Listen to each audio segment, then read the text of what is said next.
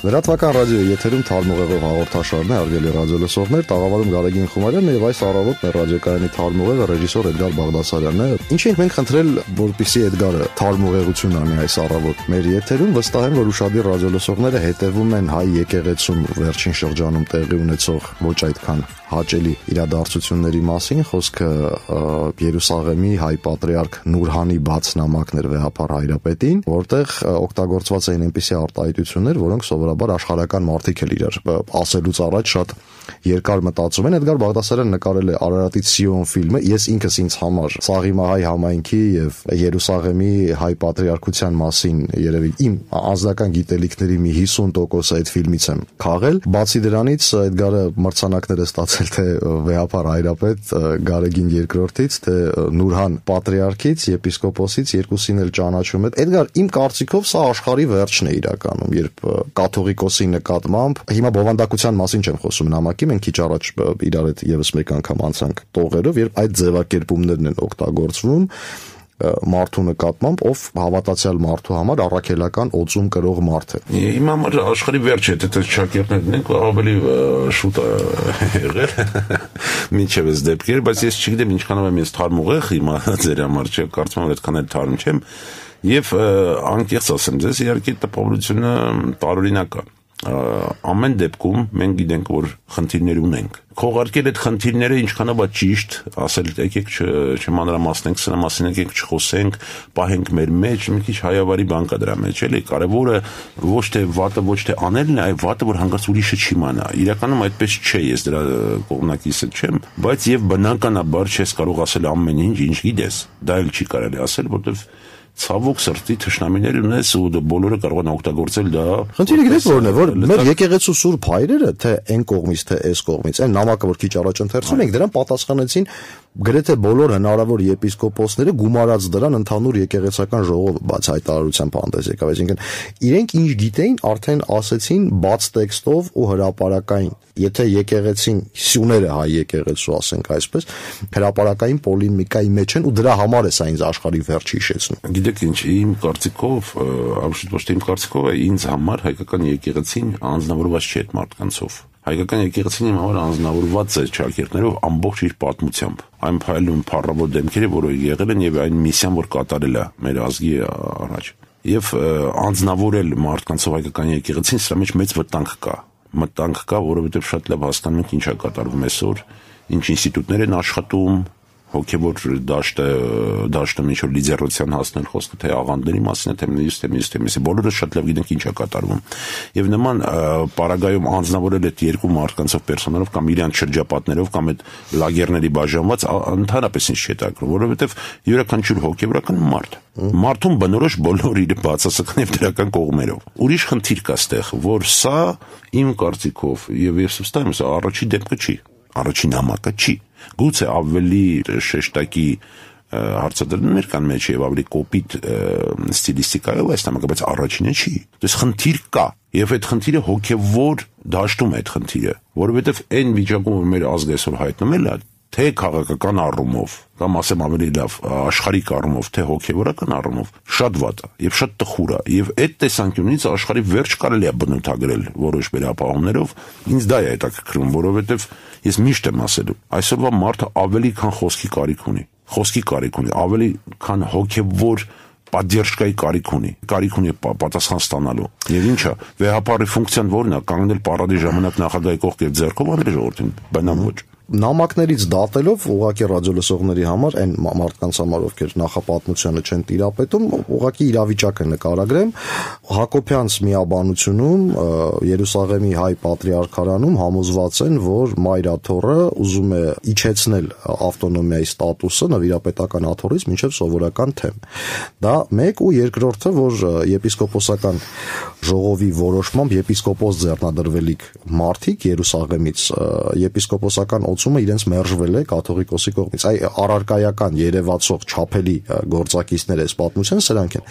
Երբ դուք Երուսաղեմում եք, զգացել եք այդպիսի բան։ Գիտեք ինչ, շատ բաներ եմ զգացել այնտեղ եւ ցավոք սրտի ոչ բոլորի մասին կարող եմ ես խոսել այսօր, որովհետեւ դեռևս շուտ է, բայց բնականաբար այնտեղ էլ խնդիրներ կար, տարբեր բնույթի խնդիրներ էր եւ այս խոսակցությունը թեմի վերացելու շատ վաղուց խոսակցություն է եւ դա շատ սրվեց ինձ թվում է պատրիարքի ընտրությունների ժամանակ հենց որովհետև չեմ կարծում, որ դուր եկավ ընտրությունը վեհապարին մեր, ինչ որ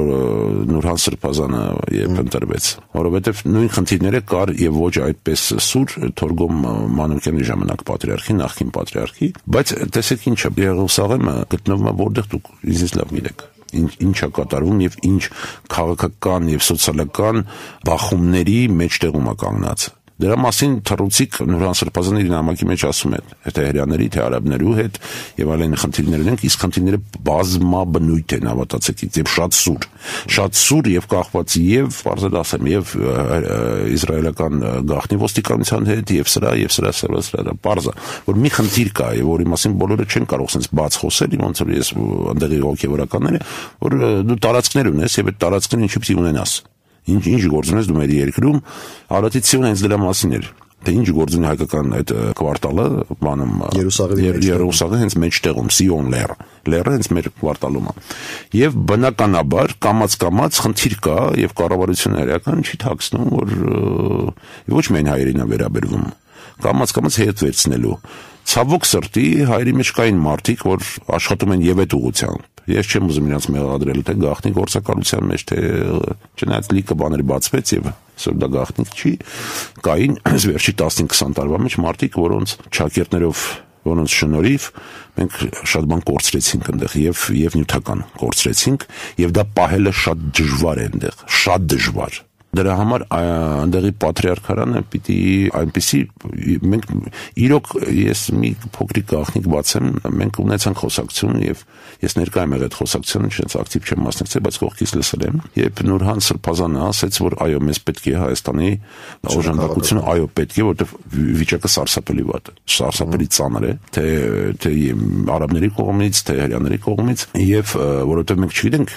ինչա կատարում ուր են տանում ինչ են մասն են խոսում ինչ են պահանջում ինչ խնդիրներ են դնում իրենց առաջ եւ ասեց բայց ոնց եք պատկերացնում այդ մարդը որի մեջ այնտեղ գտնվում էր նույնպես հոգեվորական էր ասեց պետք է նախագահի հետ խոսել եւ նախագահան պատրաստ էր այդ նախագահան Արտեն Սերժ Սարգսյանն էր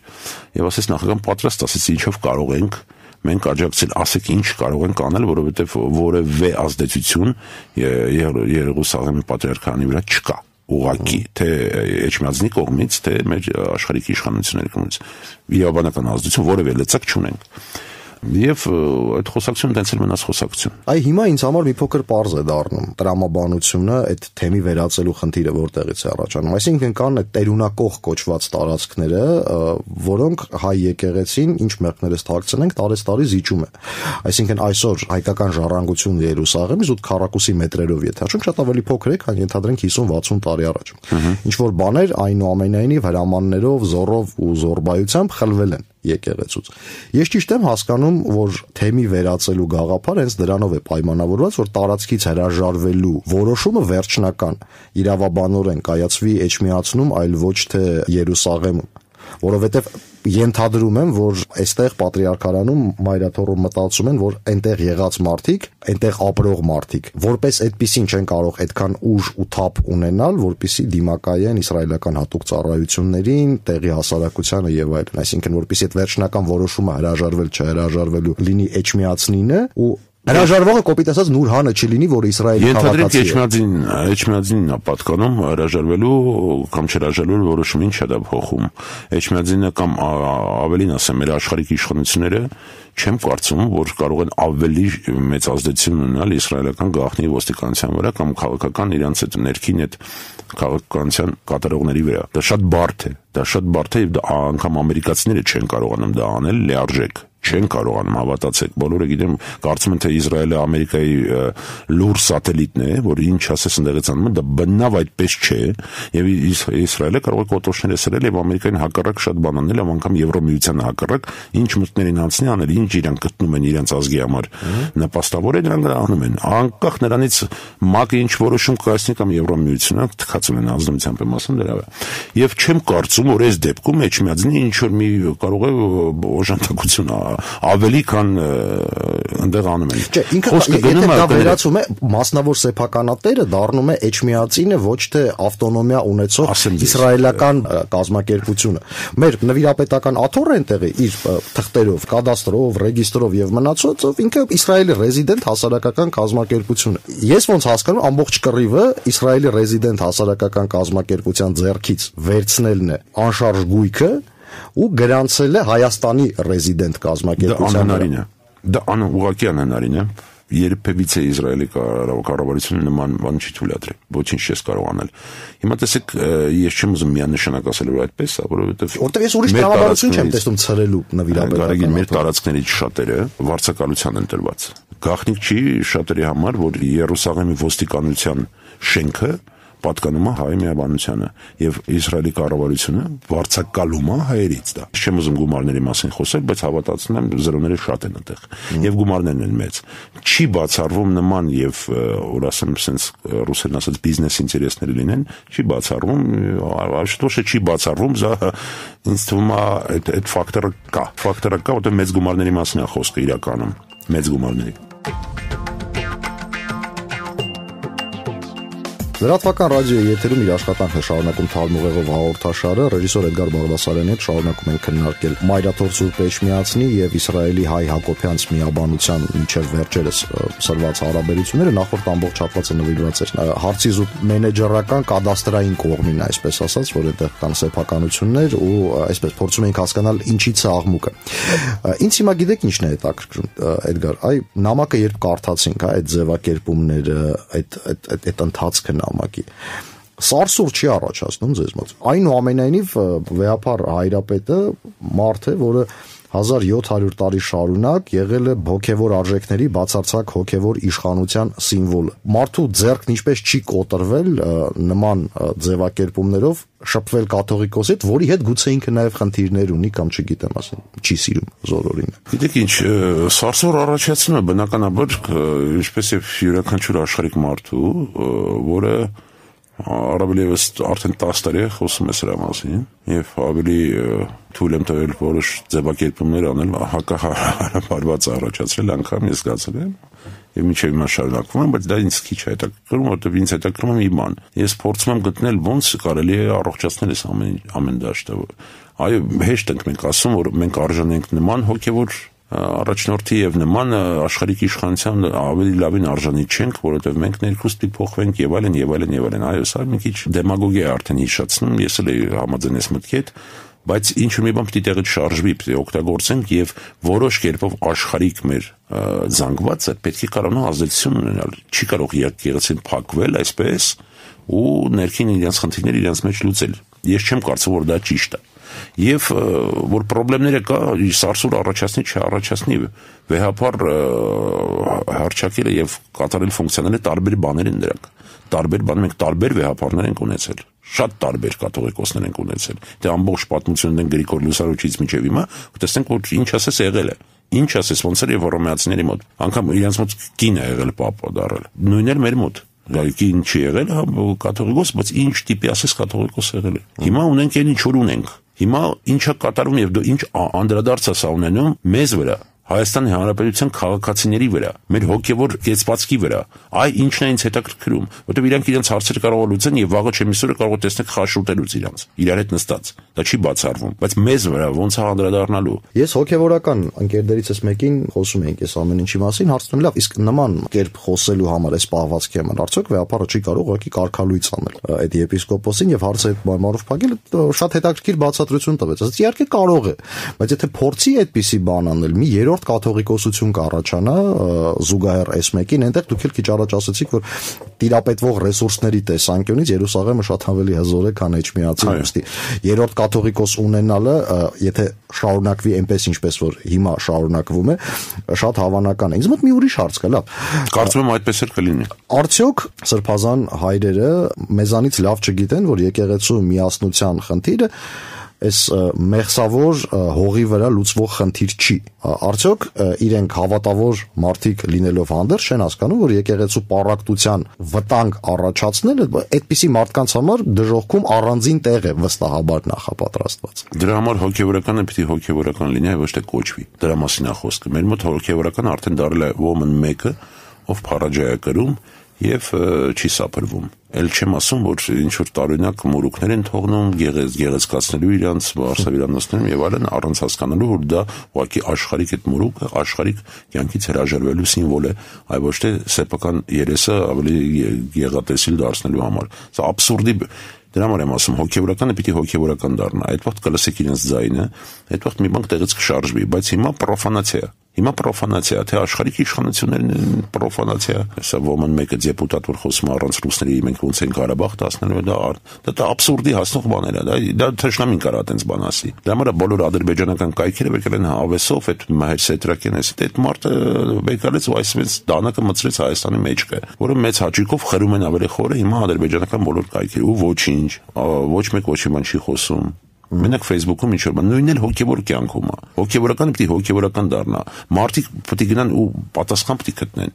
Մարդը առանց դրա գոյություն չունի, առանց չի կարող առանց հոգևոր իր պահանջների գոյատևել, անհնարին է դա։ Դու չեք կարող վերացնել, բայց ում ու գալիս ինչ տեսեք ինչ է կատարվում։ Էս ինչ է։ Սա ինձ բիզնես է հիշացնում։ Ես չեմ ուզում հիմա այդքան խորանամ, բայց տեսեք առևտրի է վերածված։ Ըստ էության, հա, եթե մենք խոսում ենք այն տարբերակի մասին, որը կբարձրաձայնեն վստահաբար եկեղեցականները, երկուսն էլ կասեն, որ սա սկզբունքային խնդիր է երկուսի համար էլ։ Այստեղ կա ինչ-որ գաղափար, որին իրենք հավատում են։ Ենթադրենք, այս կողմը պետք է հավատա, որ ինչ-որ բան Երուսաղեմում սխալ է, Երուսաղեմի ներկայացուցիչները պետք է ցավան, ինչպես որ գրված է նամակում, որ այստեղ ինչ-որ բան սխալ է։ Երուսաղեմից Երևան եկած նամակի մեջ կար ակնհայտ կոչ կարգալույց լինելու կաթողիկոսի։ Այսպես ես մի տարբերակ եմ տեսնում այս իրավիճակից դուրս գալու, որովհետև բանը բանից անցել է, այսպես չի կարող շարունակվել, այսինքն երկու սյուներն էլ իրար ոչնչացնում են ու դա անմիջականորեն անդրադառնում է ժողովրդի, եկեղեցու մնացած ամեն ինչի վրա։ Վեհապարը կարող է ասել հետևյալը. դու ուզում ես որ ես գնամ, ես մնում եմ հատուկ, որպեսզի դու ու քո նմանները զորօրինակ եղանակ չփոխեն հայ եկեղեցում։ Եթե ուզում ես որ ես գնամ, դու գնա, ես կգնամ քո հետևից։ Ենթադրենք այ շուտով ծննդյան ուրեմն պատարակ պետք է տեղի ունենա։ Թող երկուսով Երուսաղեմում կամ Էջմիածնում վարեն այդ ծննդյան պատարակը։ Հետո դուրս գան կաթողիկոսը կարգալույց անի։ Նուրհանին, հետո ինքը թողնի կարգը ու երկուսով գնան տաթև ճգնելու։ Ձեր կարծիքով այսպես վիրտուալ ու անհավանական սցենար եմ ասում, բայց նման ելքից հետո ուժը այդ ակցիայի արդյոք չի նորոգի հայ եկեղեցին, չի դարմանի բոլոր վերքերը, որոնք հավաքվել են։ Դուք շատ ավելի լավ պատկերացում ունեք այդ մարդկանց մասին։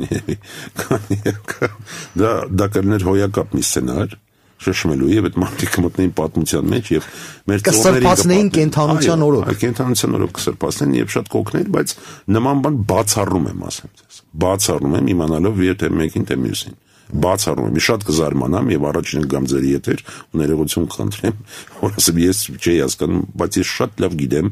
երկուսն էլ եւ կարծում եմ որ նման սցենարը բացառվում է ավելի մոտ սցենար կարելի առաջարկել համա եկեղեցական մեծ ժողով եւ այս բոլոր քննարկումները ի վերջո ինչ որ մի հանգուցալուծման բերել որովհետեւ ես մտածում առաջի հերթին մեր ժողովրդի մասին առաջի հերթին անկեղծ եմ ասում ինձ քիչ հետաքրքրում էս երկու հոգեվորականների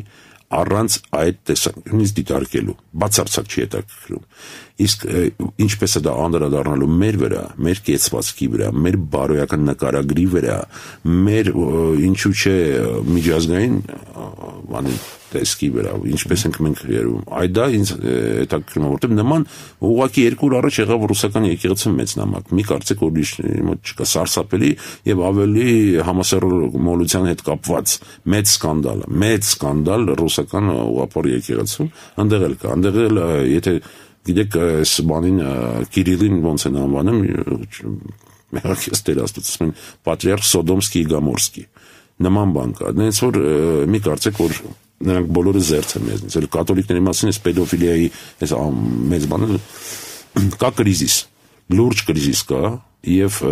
ինչ որ ռեֆորմացիայի պահանջ կա որը պիտի արվի եւ պետք է աշխարհիկ իշխանությունը մեր ինչու՞ չէ հենց նախագահը դրթի դրան, բայց նախագահի կեցվածքը հետևյալն է, նա ասում է քիչ թշնամիներ եմ, այլ ավելացնեմ իմ թշնամիները։ մի կողմ է քաշվել, ինչ ուզում են թող անեն այնտեղ։ Ես կարծում եմ դա սխալ է նման մոտեցումը եւ պետք է ակտիվ մասնակցի դրան եւ պարտադրի, որ ինչ-որ մի հանգուցալուծման գանք։ Մեր եկեղեցին առողջացման խնդիր ունի, որտեղ նման կերպ չի կարա շարունակվի։ Սա դեգրադացնում ամբողջ դաշտը, ոչ միայն հոգեվոր։ Սենց ընդհանուր ինչ-որ դեգրադացիայի մեջ ենք մշակույթային, որ ասենք չգիտեմ, ուրիշ լուծում չեմ գտնում ես։ Թե չէ ավելի իրատեսական սցենարը, քան երկուսն էլ պատերակից հետո կարգալույցն բացառում եմ դա, բացառված։ Այսքան արգելի ռադիո լսողներ, թարմ ուղեղով հաղորդաշարներ եթերում, կհանդիպենք վաղը։ Ստեսություն։